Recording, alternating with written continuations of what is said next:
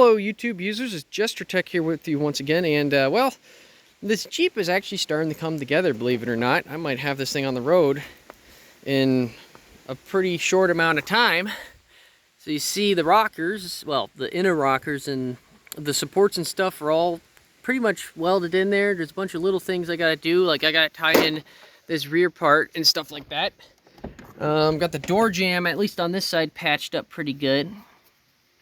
These welds don't look the best. I mean, that welder was 89 bucks. Still, if you're really patient, you can make welds that look better than that, but I think it's okay. I think it's okay for now. I think for what it is, it'll be fine. It's not really, it's got good penetration and stuff like that. And fiberglass is just going to go right over that, probably. I got the floor pan, at least on this side, pretty much patched up. And I used a method that was pioneered by Dalton over at Pole Barn Garage, where he'll cut up an old hood and, you know, use that for sheet metal. He'll screw it down with Tech screws, and then he'll weld the outside of it, which that's exactly what I did. And then he'll cut the ends off the screws. I did that. I seam sealed it, which this is not actual automotive seam sealer. This is construction adhesive, believe it or not, which, god damn, it works really well. It's surprising how I've worked. I mean, I was a body technician. I do know this is like just like regular seam sealer, except it takes 24 hours to dry. But even there's actually even some seam. I mean, it would be paintable after like 2 hours, but to actually fully cure takes 24 hours. Anyways, I mean, look at that. It looks great. And I'm not going to get any water in. Nothing's going to come in. Now the floors and stuff like that, I treated them. They were scaly, at least on this side. That side, I cut out pretty much every bit of bad metal, so that side's probably going to hold up longer than this side, but this side was not as bad. But I used the OSFO rust treatment, which actually really seemed to do a good job. Cleaned it up, and then I put the Eastwood down, and I think this is going to hold up really well over the years. I think I'm going to get quite a few years out of this Jeep. Before I gotta do some more work to it. Basically, I got a lot of work to do on that other side still, kind of tying in the rocker and stuff like that. And I also got to do the fronts and the rears of this rocker, which the way I'm thinking of doing it, is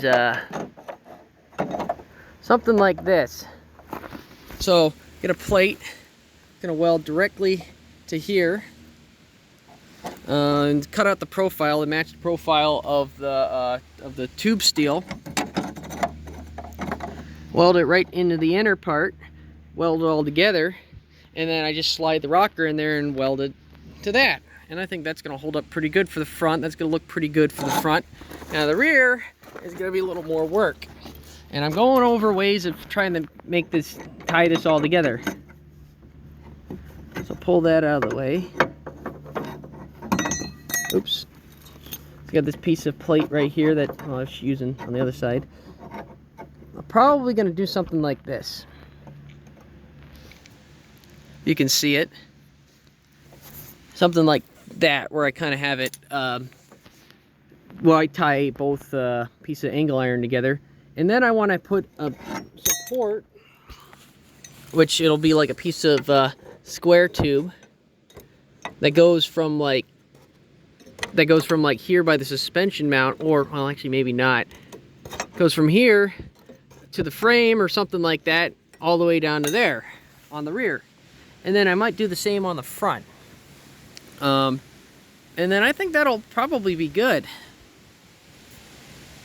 Yeah, and they'll cut it, the profile to match. Obviously it's going to be open, but, you know, that'll let water drain and stuff like that. I have drain holes and stuff like that. I mean, you kind of want it to be closed, but I don't think it's going to hurt anything leaving that open like that.